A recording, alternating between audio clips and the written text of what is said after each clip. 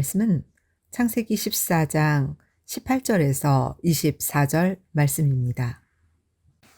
창세기 14장 18절에서 24절. 살렘 왕 멜기세덱이 떡과 포도주를 가지고 나왔으니 그는 지극히 높으신 하나님의 제사장이었더라. 그가 아브라함에게 축복하여 가로되 천지의 주제시오 지극히 높으신 하나님이여 아브라함에게 복을 주옵소서.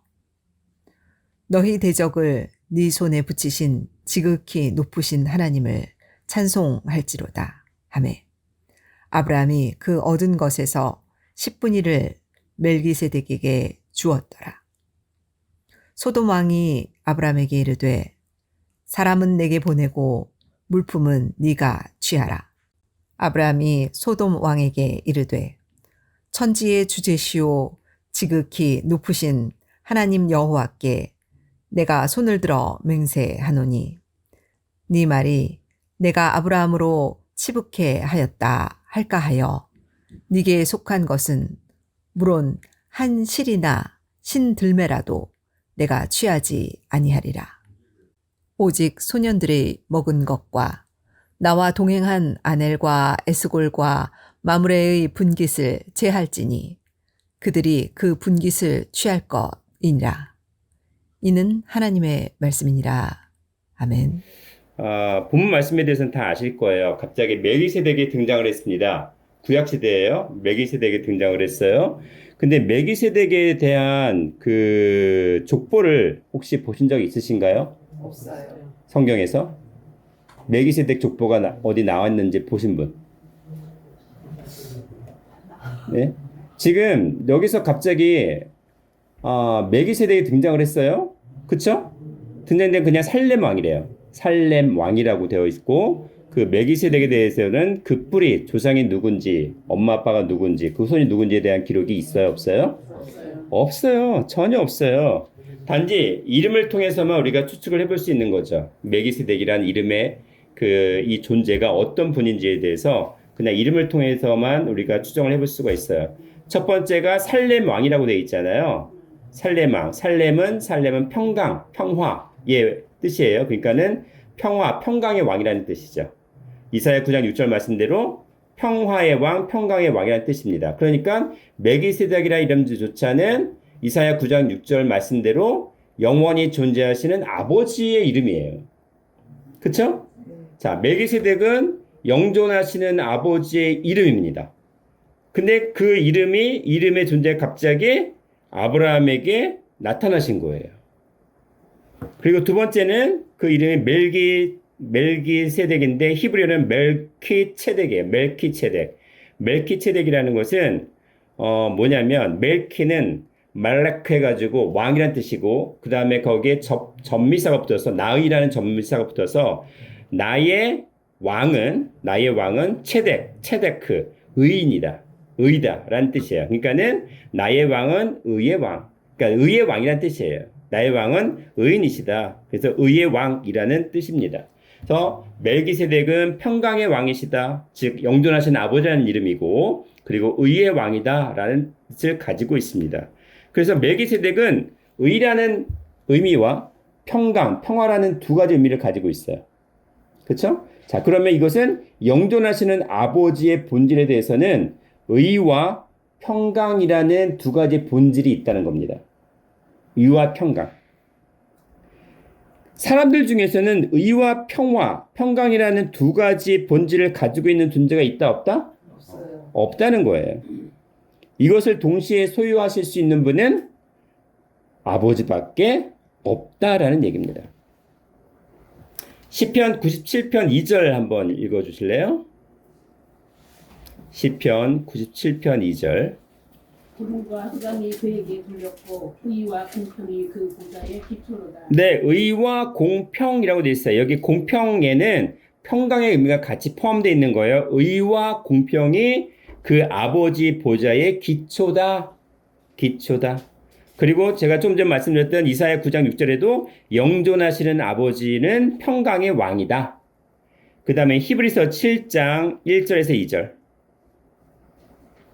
히브리서 7장 1절 2절. 이 멜기세덱은 살렘 왕이요 지극히 높으신 하나님의 제사장이라 여러 임금을 쳐서 죽이고 돌아오는 아브라함을 만나 복을 빈 자라.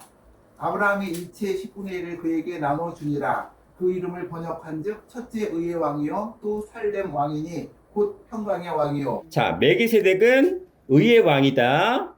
그리고 살렘 왕이니 곧 평강의 왕이다.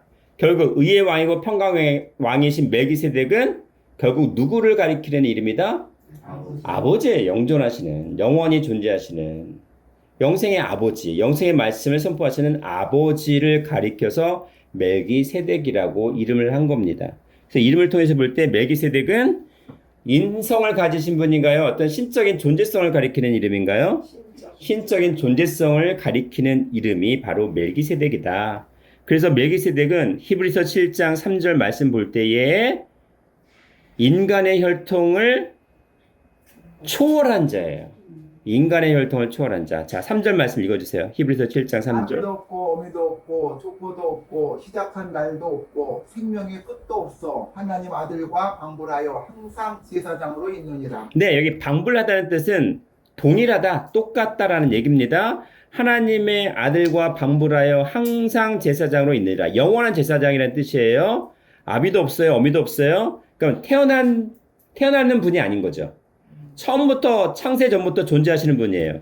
그렇죠? 뭐 부모가 있어서 부모의 어떤 아들로 태어난 개념이 아닙니다. 그러니까 당연히 족보가 있다 없다? 없다라고 했어요. 시작한 날도 없어요. 태초라는 말이 없어요. 우리가 태초의 말씀이라고 하는데 하나님이 시작하신 날짜가 있으면은 그분은 하나님일까? 하나님이 아닐까요? 아니에요. 시작이 있다는 건 끝이 있다는 거잖아요. 우리가 태어난 날짜가 있으면은 죽는 날짜가 있는 것처럼 하나님은 시작이 있고 끝이 있는 분이 아니다라는 거예요. 시작이 없어요. 끝이 없어요. 그렇죠? 영원하신 분이에요. 그러니까 생명의 끝이 없는 분이다. 그래서 하나님의 아들과 방불하여 항상 제사장으로 있다라고 얘기를 했습니다. 그렇죠? 자, 그러면 우리는 멜기세덱은 족보가 없는 분입니다. 그렇죠? 의의 왕이고 살렘 왕인 평강의 왕이시고 영원히 존재하시는 아버지다라고 얘기를 하고 있어요. 그러니까 예수님은 원래 어떤 분으로 오셨던 분이에요? 원래는 멜기세덱으로 오시는 분이에요. 멜기세덱이라는 이름을 가지고 오신 분이 바로 예수님이에요. 그러니까는 멜기세덱이라는 이름을 가지고 사람으로 오셨어요. 사람으로 오셨어요. 근데 그 사람으로 오신 게 우리가 사람의 아들로 인간의 혈통에서 태어난 그런 존재가 아니라 성령의 잉태로 태어나셨다고 분명히 얘기됐죠? 마태복음 1장 18절. 예수 그리스도의 나심은 이러하니라. 그 모친 마리아가 요셉과 청혼하고 동거하기 전에 성령으로 잉태된 것이 나타났더니. 네, 인간관계를 낳은 게 아니라 성령으로 잉태하신 분, 즉 사람의 자손이 아니라는 거예요. 하나님의 씨라는 거예요. 하나님 자신이라는 거예요. 마태복음 1장 18절 그 말씀을 증거하시고 그다음 누가복음 1장 보십니다. 1장 34절에서 35절. 마리아가 천사에게 말하되 나는 사내를 알지 못하니 어찌 이 일이 있으리이까. 천사가 대답하여 가로되 성령이 내게 임하시고 지극히 높으신 이의 능력이 너를 덮으시리니 이러므로 나실 바 거룩한 자는 하나님의 아들이라 일컬으리라. 네, 여기 보니까 성령이 임하셨다라고 돼 있잖아요. 성령이 임하십니다. 이에 성령의 능력이 너를 덮으신다고 돼 있잖아요. 그러면서 그 나실 자는 거룩한 자라고 돼 있고 하나님의 아들이라고 되어 있습니다. 자, 분명히 아까도 히브리서 7장 3절에도 뭐라고 돼 있냐면 하나님의 아들과 방불하여라는 개념이 나와요. 여기도 분명히 하나님의 아들이라고 되어 있어요. 자, 근데 왜 자꾸 하나님의 아들일까요? 창조주 하나님이신데?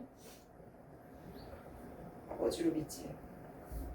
멜기세덱이라고 하셨는데 왜 하나님의 아들이라고 되어 있을까요? 한번 고민을 해보세요. 자, 마태복음 보십니다. 마태복음 12장 48절에서 50절. 말하던 사람에게 대답하여 가라사대 누가 내 모친이며 내 동생들이냐 하시고 손을 내밀어 제자들을 가리켜 가라사대 나의 모친과 나의 동생들을 보라. 누구든지 하늘에 계신 내 아버지의 뜻대로 하는 자가 내 형제요 자매요 모친이니라 하시더라. 자, 이 말씀은 뭐 여러 가지 의미가 있지만 지금 인간적으로 볼 때에 예수님의 모친도 있고 아비도 있고 형제 자매도 있잖아요. 형제도 있고 또 뭐 여동생도 있을 거잖아요. 근데 예수님께서 뭐라고 얘기하셨어요? 야, 진짜 아니야. 너희들 보기에는 다 내 형제자매 모친인 것 같지? 아버인 것 같지? 근데 아니야. 내 뿌리는 그게 아니야. 하늘이야. 라는 얘기를 하신 거예요, 본질은. 문자 그대로 하셨는데 우리는 너무 이면적으로 들어와서 아, 그래. 우리 하나님의 뜻대로 하는 자만 그런 거야. 라고만 생각하시면 안 돼요. 두 가지 다 있어요. 그쵸? 자, 인간의 육신들, 관계된 모친이든 형제 자매들, 내 가족 아니야. 그쵸? 표면적으로도 정확하신 말씀이에요. 표면적으로. 근데 이면적으로도 내 형제 자매들은 누구냐면 하나님의 뜻대로 행하는 자. 하나님의 뜻이 뭐예요? 말씀을 깨닫고 지키는 자가 하나님의 뜻을 행하는 자예요. 그들만 내 형제라는 얘기예요. 그러니까 우리가 지금 여기 계시면 우리가 신령한 예수님의 모친 또는 예수님의 뭐 형제들 또 그렇게 불림을 받으려면 뭐 하면 돼요? 하나님의 뜻대로 행하면 된다는 얘기죠. 하나님의 뜻대로 행하는 자가 내 형제요, 자매요, 모친이라고 했잖아요. 그쵸? 그러니까 보세요. 예수님께서 이 땅에 오신 거는 하나님의 아들이라 불렸죠. 낮아지신 거죠.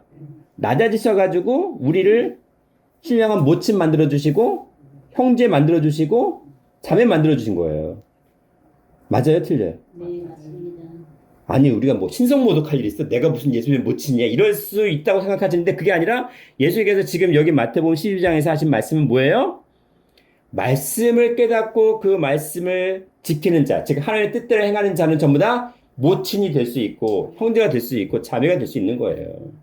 그렇잖아요. 그 말씀 하신 거예요. 얼마나 복된 말씀이에요 이게. 그쵸? 신성모독이 아니라니까? 신성모독이 아니에요. 그러니까 사람으로 이 땅에 오셔가지고 우리를 그렇게 함께 해주신 거예요. 우리를 그렇게 함께, 말씀을 또 함께 해주신 거예요. 자, 고린도전서 15장 50절. 형제들아 내가 이것을 말하노니 혈과 육은 하나님 나라를 유업으로 받을 수 없고 또한 썩은 것은 썩지 아니한 것을 유업으로 받지 못하느니라. 네, 보세요. 형제들아, 이제 누구한테 불렀어요? 형제들아 불렀죠. 형제들아 내가 이것을 말하는데 이 형제 속에는 보이는 어떤 뭐 형제들도 있을 거고 이스라엘 백성 중에 이스라엘 백성들 믿는 자들이라고 자칭하는 그런 사람들도 형제라 불릴 수 있잖아요. 형제들아 내가 이것을 말하는데 보이는 형제가 형제가 아니야. 혈과 육, 어떤 보이는 혈통 있잖아요. 그럼 보이는 혈과 육은 하나님의 나라를 유업을 받을 수 있다 없다? 없어요. 하나님 나라 그 속에 없어요. 뭘로만 받을 수 있어요? 혈과 육이 아니니까 뭐예요? 영으로만. 영이라는 건 내가 너에게 이른 말이 영이요 생명이라고 하셨잖아요. 요한복음 6장 63절에. 말씀으로만 하나님 나라를 유업으로 받을 수 있고 그런 자들만이 예수님의 형제들 또는 자매들, 모친이라고 불릴 수 있는 거예요. 그렇죠? 네? 그랬어요? 자, 그러면 보세요. 예수님은 인간의 혈통을 초월하신 분이죠. 그런데 우리가 하나님의 일을 할 때, 즉 하나님의 말씀을 듣고 깨닫는 일을 할 때에 인간의 혈통을 뭐 할 수 있다? 자, 우리가 예수님을 우리가 형님을 모시고 또는 아들로 다 이렇게 모시고 있어요. 그렇잖아요? 그러면은 우리는 사람의 혈통을 어떻게 할 수 있는 존재가 된다? 초월할 수 있는 존재가 된다는 얘기예요. 간단해요. 예수님이 나의 형님이 되시고 또는 나의 아들이 되시면 우리는 어떻게 그 순간 인간의 혈통을 초월한 존재가 되는 거예요. 그렇지 않아요? 너무 당연하잖아요. 너무 당연한 거 아니에요? 사람의 혈통을 초월할 수 있어요. 그러면 사람의 혈통을 초월하는 순간 어떻게 되냐면 인지상정을 보지 아니하고 인기상정이 사람의 기준이 아니야. 우리가 지난 세월이 언젠데 내가 너를 아는데 내 친척인데 그걸 통해 사람을 판단하는 게 아니라 뭘로 판단을 하게 돼요? 말씀으로 사람을 판단하게 돼요. 말씀으로 사람을 분별하게 돼요. 그건 뭐냐면 말씀을 통해서 그 사람을 뭐 하게 된다는 얘기예요? 심판하게 된다는 얘기예요. 말씀의 기준으로 그 사람을 심판하게 된다는 거예요. 사람의 생각으로 그 사람을 심판하는 게 아니라 말씀이라는 잣대를 가지고 그 사람을 심판해요. 말씀이라는 잣대로 어디를 측정해요? 성전과 제단과 그 다음에 그 성막 뜰을 측정을 하잖아요. 근데 성전 밖을 측정하지 않잖아요. 성령받고는 이미 땡이야. 심판받은 존재예요. 교회 안에, 교회라는 범주 안을 먼저 뭘로 해요? 말씀이라는 기준으로 심판하시는 거예요. 보세요. 지금 교회 안에서 모든 사건들이 진행이 되잖아요. 세상 밖은 이미 심판받은 거라고요. 우리는 족보가 있는 존재입니까? 없는 존재입니까? 없는 인간의 혈통을 초월했기 때문에 족보가 없는 존재예요. 족보가 없어요. 그러면 족보는 뭘 기록한 거예요, 원래? 누가 누구를 낳고 언제 죽었다. 그쵸? 족보는 죽음을 기록한 거예요. 족보는 죽음을 기록해. 그 죽음의 족보를 뒤집어 엎어버린 게 예수님의 족보잖아요. 마태복음 1장 족보는 사람의 족보로 누가 누굴 낳고 누굴 낳고 이렇게 됐잖아요. 그러니까 누가복음 3장 족보는 어떻게 됐어요? 올라가는 족보냐. 낳고 낳던 게 아니라 요셉의 이상은 누구 나와서 예수님의 이상은 누가 해가지고 아담의 이상은 누구다? 하나님이다. 우리의 족보는 거꾸로 올라가는 족보예요. 왜? 죽음을 초월한 족보니까. 유대인들은 자기가 누구 혈통이라는 걸 기록하기 위해서 최소한 3, 4대 이상을 기록을 해요. 내 위로는 누구 있어. 근데 사람의 족보라는 거는 죽음에 이르는 거잖아요. 그 족보를 하나님의 족보로 우리가 바꿔버려야 돼요. 그게 영생할 수 있는 존재가 되는 거예요. 그것부터 바꿔야 돼요. 그것부터. 자, 그러면 엘리야도 변화된 사람이니까 족보가 있다 없다? 엘리야 족보 보신 분? 성경에서 엘리야 족보 보신 분? 그냥 디셉 사람 엘리야. 그걸로 끝나지 않아요? 그쵸? 엘리야는 변화된 존재라. 변화된 존재예요. 그쵸? 에녹 같은 경우는 족보가 기록이 되어 있어요. 근데 그 족보를 어떻게 해버린 거예요? 깨버린 거예요. 그 족보를 깨버리고 초월한 자, 죽음을 보지 않냐고 하늘로 올라간 자가 있다는 걸 보여주기 위한 예고. 그 다음에 엘리야는 족보가 없는 존재로서 변화된 존재라는 걸 보여준 거예요. 달라 케이스가. 다르죠?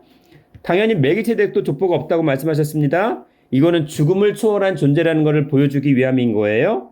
그리고 우리는 그렇다면 죽음을 초월했다는 건 땅의 족보에 기록된 게 아니라 어디 족보에? 하늘 족보에 기록된 존재이게요. 그러니까 우리의 시민권은 어디에 있다? 빌립보서 3장 20절. 빌립보서 3장 20절. 오직 우리의 시민권은 하늘에 있는지라 거기로서 구원하는 자 곧 주 예수 그리스도를 기다리노니. 우리의 시민권은 어디에 있다? 하늘에 있다고 돼 있어요. 그래서 거기서 구원하는 자 곧 예수 그리스도를 기다린대요. 어떤 분은 이런 얘기를 해요. 우리가 마지막 날 추구돼가지고 오늘 딱 하늘에 올라가 있으면 그 하늘에서, 보이는 하늘에서 예수님을 만날 거야. 이렇게 얘기를 해요. 그게 맞을까요? 우리의 영적인 소속, 말씀으로 우리가 변화된 존재가 되면 우리는 하늘에 있죠. 그쵸? 영적으로 하늘에 있는 거죠. 우리의 소속은 하늘의 시민권자가 된 거잖아요. 하늘의 시민권자만이 누구를 만날 수 있어요? 재림주 되신 아버지를 만날 수 있다는 얘기죠. 그렇잖아요. 말씀으로는 전혀 몰라. 근데 마지막 때문에 추가돼서 하늘에 딱 올라가 있다가 그 하늘에서 공중에서 예수님을 영접해. 이렇게 얘기하는 거하고 우리가 영적으로 말씀을 껴있어. 그럼 우리가 소속이 땅이 아니라 하늘 소속이 되면 하늘 소속이 된 자들만 재림주를 만날 수 있다는 거하고 뭐가 맞을까요? 알아서 선택을 하세요. 네? 전 분명히 말씀을 드렸으니까. 자, 그래서 멜기세덱은 족보를 초월한 자입니다. 시작도 없고 끝도 없는 존재입니다. 그렇죠? 언제나 오늘이나 어제나 오늘이나 영원토록 동일하신 분이라고 히브리서 13장 8절에 말씀하셨어요. 읽어볼게요. 히브리서 13장 8절. 예수 그리스도는 어제나 오늘이나 영원토록 동일하십니다. 영원하신 분이라는 거예요. 족보가 없는 분이라는 얘기예요. 그렇죠? 자, 그런데 오늘 본문 말씀 보니까 멜기세덱이 누구를 만나줬어요? 아브라함을 만나줬네. 근데 아브라함이 멜기세덱에 뭘 바쳤어요? 11조 바쳤죠. 그럼 11조는 누구에게 바치는 거예요? 하나님 아버지에게 바치는 거예요. 여러분의 삶의 11조, 뭐 헛물이 됐던 우리의 시간에 됐던 우리의 모든 관심이 됐던 그 모든 것을 11조는 누구에게 바치는 신앙 고백이에요? 아버지께. 영존하시는 멜기세덱, 그러니까 영존하시는 왕이신 아버지에게, 평강의 왕이신 아버지에게 드리는 신앙 고백이 11조예요. 아버지 거잖아. 그렇죠? 목사에게 바치는 게 아니라 누구에게?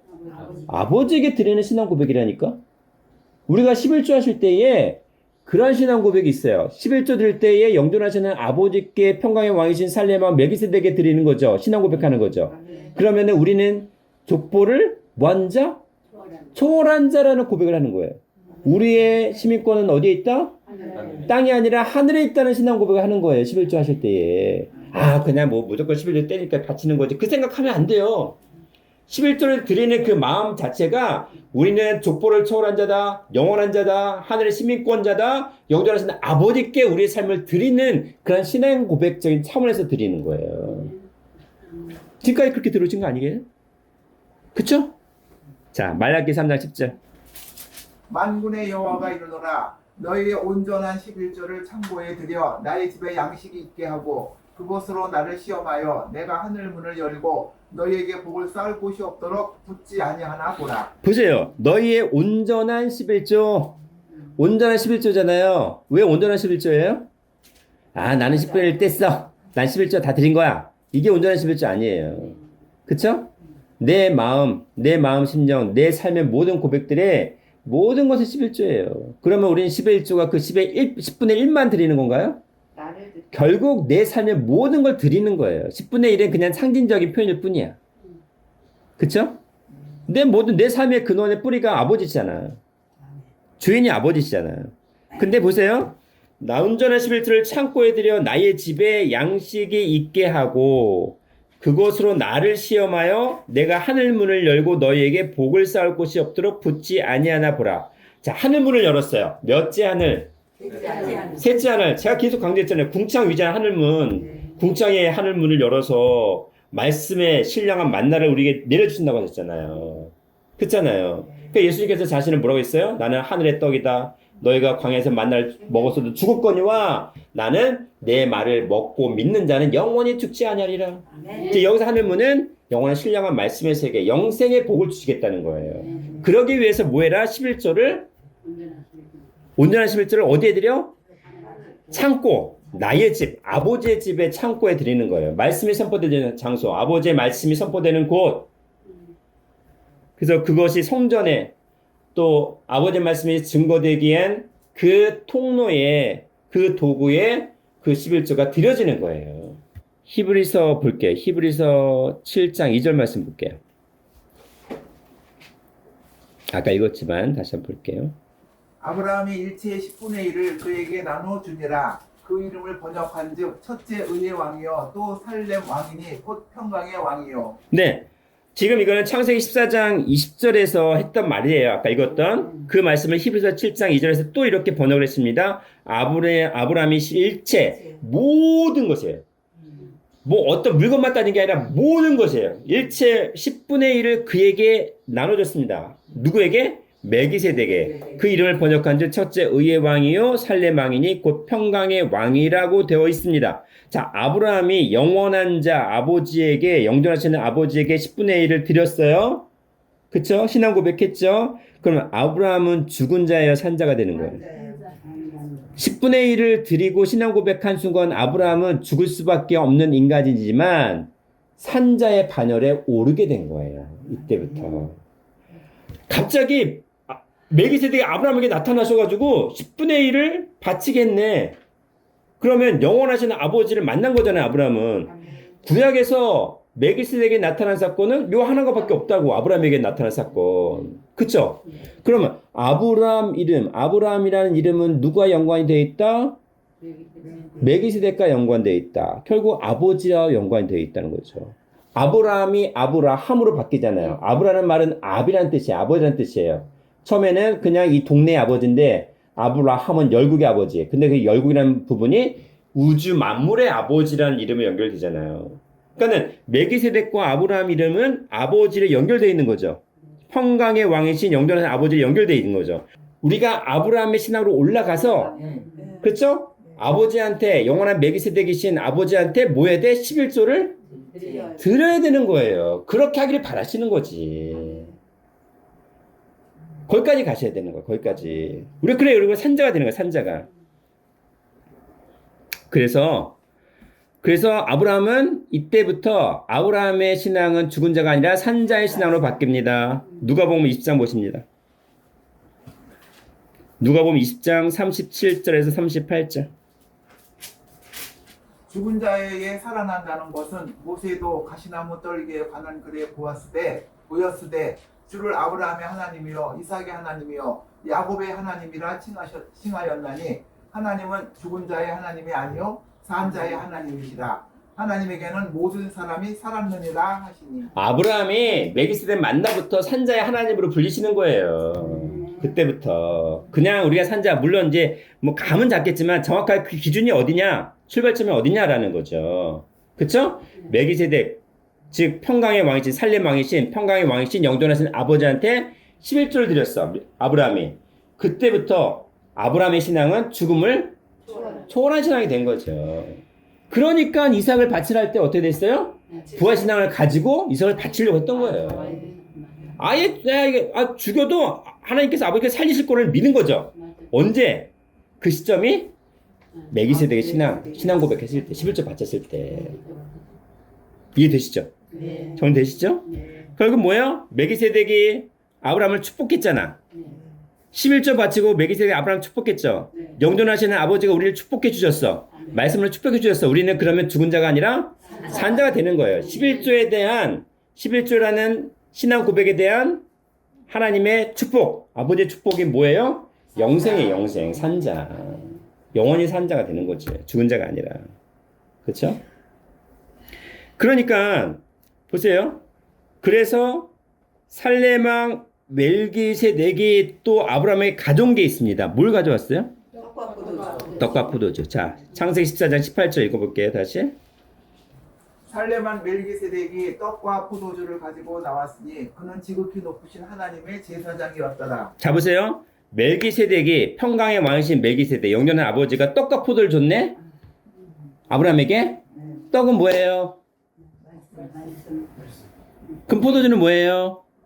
근데 육과 요거는 자, 그러니까는 예수님께서 성만찬 하실 때 떡과 포도주를 하셨잖아요. 그쵸? 그 떡과 포도주는 뭐다? 내 살과 피다. 결국 말씀이죠. 결론은 말씀이죠. 표면에 말씀이 있고 이면에 말씀이 있어요. 표면과 이면의 말씀을 다 먹어야 돼. 표면만 알면 그거 끝이에요. 이면과 표면을 통해서 이면을 알아야지. 땅의 일을 통해서 하늘 일을 알아야죠. 그 요한복음 3장 12절 말씀처럼 땅의 일을 통해서 하늘 일을 알아야 돼. 떡과 포도는 그 관계예요. 예수님을 볼 때에 그 표면만 보면 쟤는 그냥 목수의 아들이야. 못 사는, 교육도 못 받은 그러한 완전히 겉늙은 30인데 50까지 바라본 겉늙은이잖아요. 그 표면만 보면 안 되는 거예요. 그 이면을 봐야지. 떡과 포도는 그 두 가지를 다 봐야 돼. 두 가지를 봐야 돼. 왜 두 가지를 봐야 돼요? 우리가 타락했기 때문에 이 땅에 사람을 오셔서 사람의 말씀, 사람의 언어로 선포하셨잖아요, 말씀을. 그게 표면이죠. 사람의 언어인데 그거의 본질을 보니까 껍데기를 까고 보니까 속껍질은 뭐야? 속을 다 까보니까 그 알맹이가 하늘이야, 하나님이야. 그걸 깨달아야 돼요. 그간에 떡과 포도주를 누구한테 줬어요? 멜기세덱이 아브라함에게 줬어요. 아브라함은 그걸 받았잖아요. 말씀을 받은 거죠. 그게 산자예요. 자, 누가복음 22장. 누가복음 22장 19절에서 20절. 또 떡을 가져 살해하시고 떼어 저희에게 주시며 가라사대 이것은 너희를 위하여 주는 내 몸이라. 너희가 이를 행하여 나를 기념하라 하시고 저녁 먹을 후에 잔도 이와 같이 하여 가라사대 이 잔은 내 피로 세우는 새 언약이니 곧 너희를 위하여 붓는 것이라. 자, 보세요. 여기 보니까 떡을 가지고 살으셨죠? 떡을 먼저 주셨잖아. 우리에게 먼저 받은 건 떡이에요, 떡. 사람으로 오신 예수잖아. 사람으로 초림하신 예수님, 사람으로 재림하신 그 아버지. 그쵸? 떡이잖아요, 떡. 떡을 먼저 먹었어요. 떡을 먼저 만났어. 그쵸? 사람을 먼저 본 거죠. 사람으로 먼저 만난 거죠. 근데 그 입에서 나오는 말씀을 먹으니까 이게 뭐야? 그게 포도주의 말씀인 거죠. 신령한 피. 그게 새 언약이다. 새 언약. 새 언약을 했잖아요. 그러니까는 예수 그리스도의 몸과 인성을 드러내 있는 것이 바로 떡이고, 그 다음에 예수 그리스도의 피는 예수 그리스도의 신성, 감추어진 말씀을 나타낸 거예요. 자, 감춰졌다는 건 여러 가지 의미에서 표현됐는데 창세전부터 감춰진 말씀도 있어요. 근데 뭐예요? 사람으로 오셨기 때문에 사람 속에 신성으로 감춰진 말씀이기도 하지. 사람이야. 보이는 건 사람인데. 근데 그분이 창조주야. 신이야, 창조주. 영이신 하나님이 감춰져 있는 거 사람 안에. 그것도 감춰진 거죠. 예수님이 떡과 포도주를 가지고 이 땅에서 오셔서 죽은 자를 산자로 만드셨죠? 그렇죠? 그리고 예수님은 당신의 몸과 피로써 우리를 어떻게 하셨어요? 죽은 자에서 산자로 바꿔주셨어요. 위치를 완전히 바꿔주셨어요. 땅에서 하늘로 완전히 바꿔주셨다고. 그쵸? 그러니까 그것을 하기 위해서 예수님께서 이 땅에 인성으로 오신 거야. 그걸 하기 위해서. 우리가 땅이었기 때문에 땅으로 낮아지셔가지고 어떻게 이끌어주셨어요? 그 말씀으로 하늘로 이끌어주신 거예요. 그러니까 인성을 신성으로 올려주신 거예요. 회복시켜주신 거예요. 그런 것처럼 멜기세덱도 죽은 자를 산자의 반열로 바꿔준 사건이에요. 그 창세기 14장 사건은. 그 사건이에요. 그래서 11조를 드리는 거야. 11조를 드리는 이유는 뭐냐? 산자라는 개념이 인성 차원에서 신성 차원으로 바꿔지는 신앙 고백인 거예요. 그 신앙 고백을 하는 거예요, 여러분. 그래서 중요한 거예요. 그래서 되게 중요한 거예요. 고린도전서 15장 20절. 그러나 이제 그리스도께서 죽은 자 가운데서 다시 살아 잠자는 자들의 첫 열매가 되셨도다. 네. 자, 예수님께서 뭐 다시 부활하신다는 개념 필요 없는 분이에요. 영원하신 분인데. 근데 죽은 자 가운데서 다시 살아 잠자는 자들의 첫 열매가 되었다는 거는 첫 번째로 우리에게 보여주신 거야. 너 이렇게 너희 살 수 있어. 부활할 수 있어를 보여주신 겁니다. 그쵸? 그 다음에 요한계시록 1장 18절. 곧 산자라 내가 전에 죽었었노라 볼지어다 이제 세세토록 살아있어 사망과 음부의 열쇠를 가졌노라. 보세요. 예수님에 대해서 어떻게 표현했어요? 요한계시록 1장에서는 곧 산자야, 산자. 예수님이 산자래. 내가 전에 죽었었어. 근데 볼지어다. 이제는 어때요? 세세토록 살아서 사망과 음부의 열쇠를 가졌다. 즉 사망과 음부도 어떻게 하는 거예요? 예수님 입장에서는 아무것도 아닌 거지. 영원히 사는 존재니까. 사망과 음부는 아무것도 아니에요. 그쵸? 사망과 음부가 그 영원히 사는 그 존재에 개입할 수가 없어요. 말씀 정리합니다. 멜기세덱과 예수라는 두 가지 차원이 있어요. 근데 멜기세덱은 제일 먼저 어디에 등장을 했어요? 구약과 신약 중에? 구약에 먼저 등장을 했죠. 구약에 나타난 그리스도가 멜기세덱입니다. 그리고 구약을 통해서 변화의 길을 보여주셨어요. 변화의 길. 그리고 마지막 때에 오시는 분의 이름이기도 합니다. 그게 영존하신 아버지니까, 평강의 왕이시니까. 그쵸? 그리고 피 흘림이 있다 없다? 피 흘림이 없는 제사장, 평강의 왕이시니까. 고난이 없어요.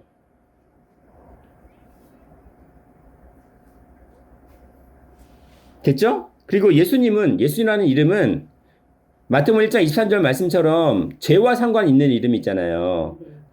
너희 백성을 죄에서 구원하기 위해서 이 땅에 오신 이름이죠. 그래서 신약에 나타난 그리스도예요.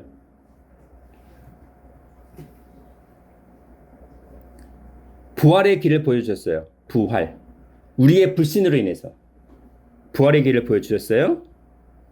죄인을 구원하시기 위해서 오신 분이 됐죠. 죄인을 구원하기 위해서 오셨기 때문에 피 흘림이 있는 제사장이 되신 겁니다.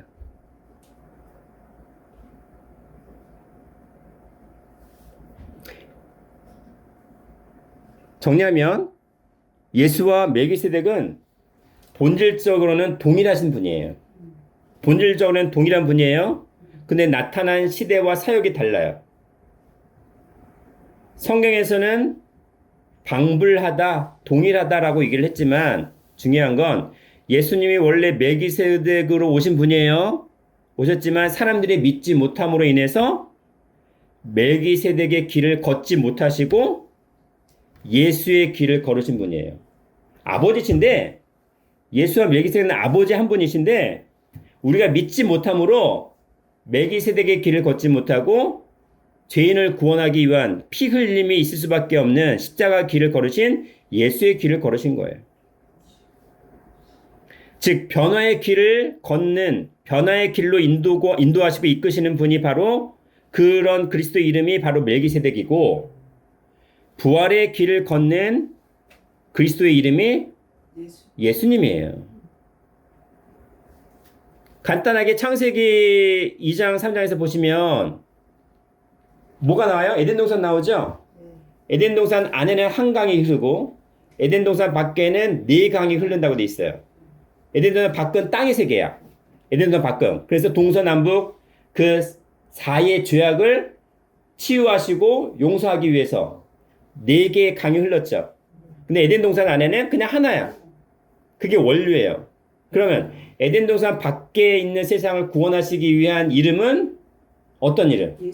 예수라는 이름. 그럼 에덴 동산 안의 이름은 멜기세덱. 그러면 예수와 연관된 숫자 이름은 4. 멜기세덱과 연관된 숫자 이름은 1. 이렇게 보시면 돼요. 간단하죠? 기도하시고 마무리하겠습니다. 사랑과 은혜가 충만하신 아버지 하나님, 오늘 창세전에 감추한 말씀을 통해서 우리에게 구원의 길을 보여주시려고 아브라함에게 먼저 멜기세덱이라는 이름으로 등장하셨습니다. 떡과 포도주를 나눠주시고 또한 아브라함의 11조의 신앙 고백을 또한 선언하게 하여 주셔서 우리에게 멜기세덱의 길이 영존하시는 아버지의 길, 평강의 왕이심을 온전히 또 알게 하셨사오니 너무나 감사를 드립니다. 우리의 삶의 11조가 우리의 삶의 일체의 모든 11조가 아버지의 고심을 온전히 고백하고 우리가 이 땅이 아니라 하늘의 시민권자가 되게 하시고 죽은 자가 아니라 산자라는 신앙 고백을 하게 하여 주셨사오니 그 신앙 고백의 열매가 영원한 영생으로 열매 맺게 하여 주시고 그러한 끝장을 바라보는 모든 신앙의 성도들이 되게 하여 주시옵소서. 감사드렸고 사랑과 은혜가 충만하신 예수님 이름 받들어 기도드리옵나이다. 아멘. 감사합니다. 함께 영광을 드립니다. 감사합니다.